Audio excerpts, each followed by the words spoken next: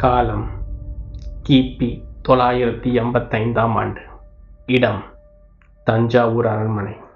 நேரம் இரவு நேரம். மழை பெய்து முடித்த பின் வீசும் குளிர்காற்று அரண்மனையின் நீண்ட நடைபாதைகளில் வீரர்களின் காலடி சத்தம் எதிரொலிக்கிறது. அந்த நேரத்தில் ஒரு கருப்பு குதிரை அரண்மனையின் வாசலில் நின்று விடுகிறது. அதில் இருந்து இறங்குகிறார் சோழ தேசத்தின் சக்கரவர்த்தி, மாவீரர் ராஜராஜ சோழன். தஞ்சையின் மண்ணை மீண்டும் மிதித்த அந்த நொடி அரண்மனை காவலர்கள் தலை குனிகின்றனர். அவரின் முகத்தில் அமைதி இருந்தது, ஆனால் அவரின் கண்களில் போரின் தீ எரிந்து கொண்டிருந்தது. அவர் நேராக அரண்மனைக்குள் நடக்கிறார். ஒரு நொடியும் வீணடிக்காமல் உயர்ந்த குரலில் கட்டளையிடுகிறார். அனைத்து தளபதிகளும் அமைச்சர்களும் உடனே கூடுக. அந்த வார்த்தை மின்னல் போல் அரண்மனை முழுவதும் பரவியது. சில நொடிகளில் போர் மன்றம் நிரம்புகிறது. தீபத்தின் ஒளியில் தளபதிகளின் முகம் பதட்டமாக தெரிகின்றது. அனைவரது பார்வையும் ஒரே மனிதர் மேல்தான் நிற்கிறது. அவர்தான் ராஜராஜ சோழன். அவர் மெதுவாக முன்னே வந்து நிற்கிறார். மண்டபத்தின் நடுவே ஒரு பெரிய வரைபடம் விரிக்கப்படுகிறது. அதில் மேற்கு கடற்கரை, கேரளக்கடல் மற்றும் கந்தலூர் சாலை. அரங்கம் முழுவதும் அமைதி. ராஜராஜன் மெதுவாக ஆரம்பிக்கிறார். கந்தலூர் சாலை. அவரின் குரல் சுவர்களையே அதிரச் செய்கிறது. அது ஒரு சாதாரண துறைமுகம் அல்ல. அவர் மெதுவாக வரைபடத்தின் மீது கையை நகர்த்துகிறார். அது சேர மன்னனின் மாபெரும் இராணுவ பல்கலைக்கழகம். மண்டபத்தில் இருந்த தளபதிகள் ஒருவரை ஒருவர் பார்த்துக் கொள்கின்றனர். ராஜராஜன் தொடர்ந்தார். யானை படை பயிற்சி, கடற்படை உத்தி, போர் வீரர்கள் உருவாக்கம் எல்லாம் அங்கு நடக்கிறது. அவரின் குரல் இப்போது கனமாக மாறுகிறது. தென்னிந்தியாவில் எந்த அரசனை எதிர்க்க வேண்டுமென்றாலும் கந்தலூர் சாலையிலிருந்துதான் சேரன் வழிபெறுகிறான்.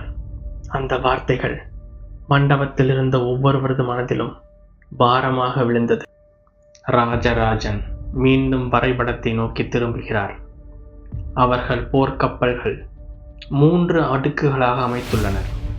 முதல் அடுக்கு சிறிய வேகமான காவல் படைகள், கடலில் மின்னல் போல் நகரும். ஒரு நொடியில் தாக்கி அடுத்த நொடியில் மறையும். இரண்டாவது அடுக்கு நடுத்தர போர்க்கப்பல்கள். அதில் வரிசையாக நிற்கின்றனர் வில்லாளர்கள். அம்புகள் ஏற்கனவே தீயில் நனைக்கப்பட்டுள்ளது. வானமே அம்புகளால் நிரம்பும் அளவிற்கு அவர்கள் ஆயுதங்கள் இருக்கின்றது. ஒரு தளபதி மெதுவாக மூச்சை இழுக்கிறார். ஆனால் ராஜராஜன் இன்னும் நிற்கவில்லை. அவர் குரல் இன்னும் இடியாக மாறுகிறது. மூன்றாவது அடுக்கு. மண்டபத்தில் இருந்த அனைவரது கண்களும் உயர்ந்தன. மிகப்பெரிய போர்க்கப்பல்கள் கோவில் கோபுரம் போல் உயர்ந்திருந்தது. ஒவ்வொன்றிலும் 200 வீரர்கள். அந்த வார்த்தைகள் மண்டபத்தையே அமைதியாக்கின. பிறகு ராஜராஜன் மெதுவாக திரும்புகிறார். அவரின் கண்கள் தீ போல் எரிகின்றன. அதுவும் போதாது. அவர் வரைபடத்தில் துறைமுக நுழைவாயிலை காட்டுகிறார். முழு நுழைவாயிலையும் இரும்பு சங்கிலிகளால் பூட்டியுள்ளனர். ஒரு அமைச்சர் அதிர்ச்சியுடன் கேட்கிறார், அரசே, அப்படியானால் உள்ளே செல்லவே முடியாதா? ராஜராஜன் மெதுவாக சிரிக்கிறார். அது அமைதியான சிரிப்பல்ல, போருக்கு முன்வரும் சிரிப்பு. அந்த சங்கிலிகள் கீழிறங்காமல் அந்த துறைமுகத்தை விட்டு எந்த ஒரு கப்பலும் உள்ளே செல்லவும் முடியாது, வெளியே வரவும் முடியாது. மண்டபத்தில் இருந்த அமைதி இப்போது பதட்டமாக மாறியது. அனைவரிடத்திலும் ஒரே ஒரு கேள்வி, எப்போது தாக்குவது? அவர் மெதுவாக எழுந்தார். அவரின் கண்களில் இப்போது ஒரு திட்டம். நாம் பகலில் தாக்க மாட்டோம், நாம் இரவிலும் தாக்க மாட்டோம். நிலா இல்லாத அமாவாசை இரவு. அந்த இருள் முழுவதும் நம்மை மறைக்கும். அனைவரும் குழம்பினார்கள். அந்த நேரத்தில்தான் அவர்கள் காவல் மாறும் தருணம். அந்த ஒரு நொடி அவர்களின் பலவீனம். அவர் தரையில் ஒரு வரைபடத்தை வரைந்தார். முதல் அணி அமைதியாக நீரில் நுழையும். சத்தமே இல்லாமல் அவர்கள் நேராக இரும்புச் சங்கிலிகளை உடைப்பார்கள். இரண்டாவது அணி அம்புகளை விடமாட்டார்கள். மாறாக அவர்கள் தீயை விடுவார்கள். கப்பல்கள் எரியவிட்டு அதிர்ச்சியை உருவாக்குவோம். மூன்றாவது அணி நானே முன் நின்று வழிநடத்துவேன். அனைவரும் அதிர்ச்சி அடைந்தனர். அரசே, அது அபாயம். சோழரின் முன்னால் செல்லாமல் வீரர்கள் எப்படி செல்வார்கள்? அவரின் குரல் முழங்கியது. இந்த போர் நம் கடல் ஆட்சிக்கானது. இன்று நாங்கள் வென்றால் நாளை கடல் முழுவதும் சோழனுடையது. அந்த நாளிலிருந்து தஞ்சாவூர் ஒருபோதும் தூங்கவில்லை. பகலும் இரவுமாக சோழ நாட்டின் துறைமுகங்கள் முழங்கின. போரின் சத்தம் மட்டுமே. கருங்கடலை நோக்கி மாபெரும் போர்க்கப்பல்கள் வரிசையாக நின்றன. ஆயிரக்கணக்கான வீரர்கள் ஒரே வேகத்தில் வேலை செய்கின்றன. வாள்கள் கூர்மையாக்கப்படுகின்றன. கேடயங்கள் அடுக்கப்படுகின்றன. ஆயிரக்கணக்கான அம்புகள் மரப்பெட்டிகளில் நிரப்பப்படுகின்றன. ஒரு பக்கம் எண்ணெயில் நனைக்கப்பட்ட துணிகள் அம்புகளில் கட்டப்படுகின்றன. அது ஒரு சாதாரண அம்பல்ல, அது தீயம்புகள். அவற்றின் எண்ணிக்கை 100களில் இல்லை, 1000கள். ஒரு வீரன் தீப்பந்தத்தை உயர்த்துகிறான். அந்த தீ ஒளியில் சோழ வீரர்களின் கண்கள் எரிகின்றன. இரவு முழுவதும் கப்பல்களில் ஆயுதங்கள் ஏற்றப்படுகின்றன. வீரர்கள் அமைதியாக இருந்தனர்.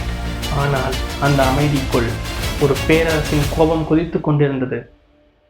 கடற்கரையில் நின்று ராஜராஜன் அந்த ஆயிரக்கணக்கான கப்பல்களை பார்த்து கொண்டிருக்கிறார். இரவு மெதுவாக மறைகிறது. கிழக்கில் சூரியன் உதிக்கத் தொடங்குகிறது. அந்த பொன்னொளியில் தஞ்சை துறைமுகம் ஒரு பேரரசின் இதயமாக தெரிகிறது.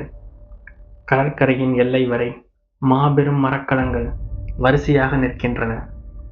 ஒவ்வொரு கப்பலின் உச்சியிலும் சோழ புலிக்கொடி காற்றில் கம்பீரமாக பறக்கிறது. வீரர்கள் ஒவ்வொருவரும் கப்பலில் ஏறுகின்றனர்.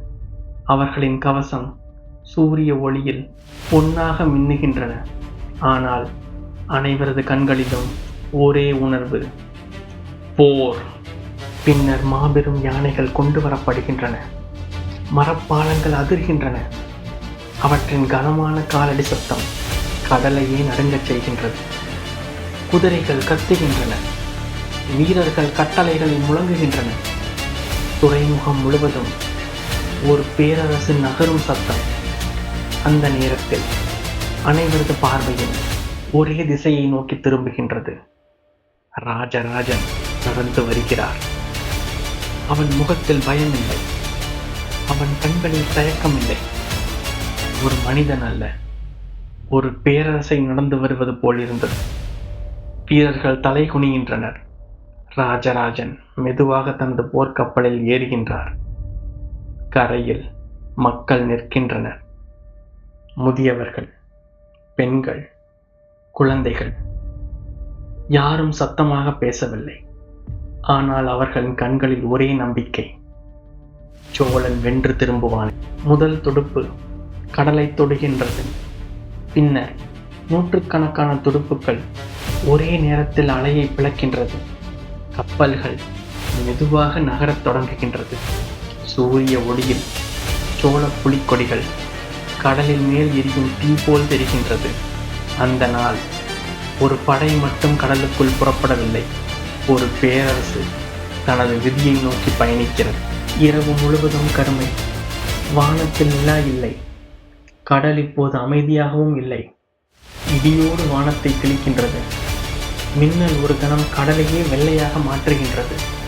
அதன் நடுவில் சோழ போர்க்கப்பல்கள்.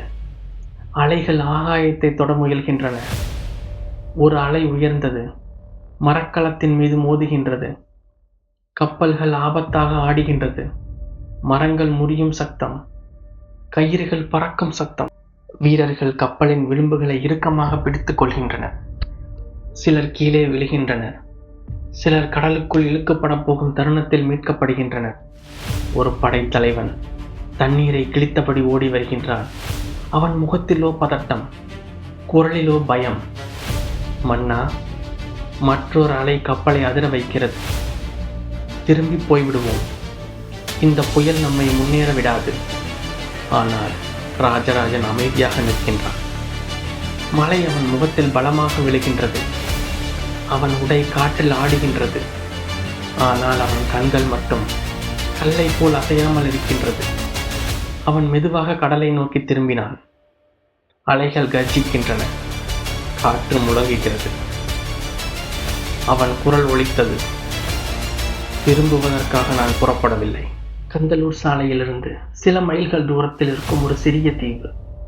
அங்கே முழு இரவும் இருளோடு கலந்தபடி நின்றிருந்தான் சோழர்கள். மரக்கலங்கள், அலை சத்தம் தவிர வேறு எந்த ஒளியும் இல்லை. ஒவ்வொரு வீரனின் கண்களிலும் ஒரே எதிர்பார்ப்பு. எப்போது தாக்குதலை தொடங்குவோம்? மரக்கலத்தின் முனையில் நின்றிருந்தான் ராஜராஜ சோழன். கடலை பார்த்தபடி அமைதியாக இருந்தாலும் அவனது மனதில் ஏற்கனவே போர் தொடங்கிவிட்டது. அந்த இரவு அமாவாசை.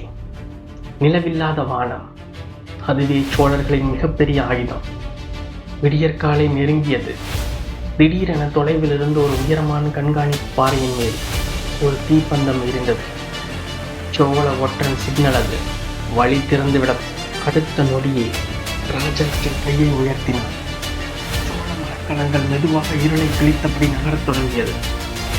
கந்தலூர் துறைமுக நுழைவாயிலை பாதுகாத்திருந்த அந்த மாபெரும் இரும்புச் சங்கிலியை சோழ ஒற்றர்கள் மறைமுகமாக வெட்டினார்கள். சங்கிலி கடலுக்குள் மூழ்கியது. இப்போது சோழ கடற்படைக்கு வழி திறக்கப்பட்டது. முன்னேறுங்கள் என்று கர்ஜித்தான் ராஜராஜ சோழன். சோழ மரக்கலங்கள் மின்னல் வேகத்தில் துறைமுகத்திற்குள் நுழைந்தன. சேரர்களின் மிகப்பெரிய போர்க்கப்பல்கள் இன்னும் முழுமையாக தயாராகவில்லை. அந்த நொடியில் ராஜராஜன் தனது மிகப்பெரிய அம்பு எறியும் இயந்திரத்தை நோக்கி கையை காட்டினான். அந்த கப்பலை தாக்கு. ஒரு மாபெரும் வெடி சத்தம். சேரர்களின் பிரம்மாண்ட போர்க்கப்பல் தீப்பிடித்து எரிந்து கொண்டிருக்கிறது. அந்த சத்தம் முழு கந்தலூர் சாலையை அதிர வைத்தது. அடுத்த நொடி துறைமுகம் முழுவதும் குழப்பம். முரசுகள் அடிக்கப்பட்டன. எதிரிகள் எதிரிகள் என்று குரல் ஒலித்தது. வீரர்களை ஆயுதங்களை எடுத்துக்கொண்டு ஓடினர். கந்தலூர் சாலை முழுவதும் உயர் எச்சரிக்கை சென்றது. அந்த நேரத்தில் அந்த செய்தி சேர அரண்மனைக்கு கொண்டு செல்லப்பட்டது. அரண்மனையின் மண்டபத்தில் அமைதியாக அமர்ந்திருந்தான் சேர மன்னன் பாஸ்கர ரவிவர்மன். சோழர்கள் கந்தலூர் சாலையை தாக்கிவிட்டனர் அரசே என்று ஒரு வீரன் மூச்சு திணற ஓடி வந்து கூறினான். அந்த நொடி அமைதி. பின்னர் பாஸ்கர ரவிவர்மன் மெதுவாக சிரித்தான். இறுதியாக அவன் வந்துவிட்டான். தீயில் எரியும் கப்பல்கள், கடலில் விழும் வீரர்கள், முரசின் சத்தம், வாள்களின் மோதல். முழு கந்தலூர் சாலையும் ஒரு நரகமாக மாறியிருந்தது. ஒரு புறம் சோழர்களின் அதிரடி தாக்குதல், மறுபுறம் சேரர்களின் கொந்தளிப்பு எதிர்ப்பு. அந்த குழப்பத்தின் நடுவே தன் வாளை மெதுவாக எடுத்தான் ராஜராஜ சோழன். அவன் கண்கள் நேராக அரண்மனையை நோக்கியது. ஏனென்றால் இந்த போர் வெறும் துறைமுகத்தை கைப்பற்றுவதற்காக மட்டுமல்ல, தென்னிந்தியாவின் கடலாட்சியை யார் கைப்பற்றப் போகிறார்கள் என்பதற்காக. அந்த நேரத்தில் சேர மன்னன் பாஸ்கர ரவிவர்மன் தனது அரண்மனையின் உயரமான மாடியிலிருந்து எரியும் துறைமுகத்தை பார்த்து கொண்டிருந்தான். ராஜராஜா, இப்போதுதான் உண்மையான போர் தொடங்குகிறது என்று.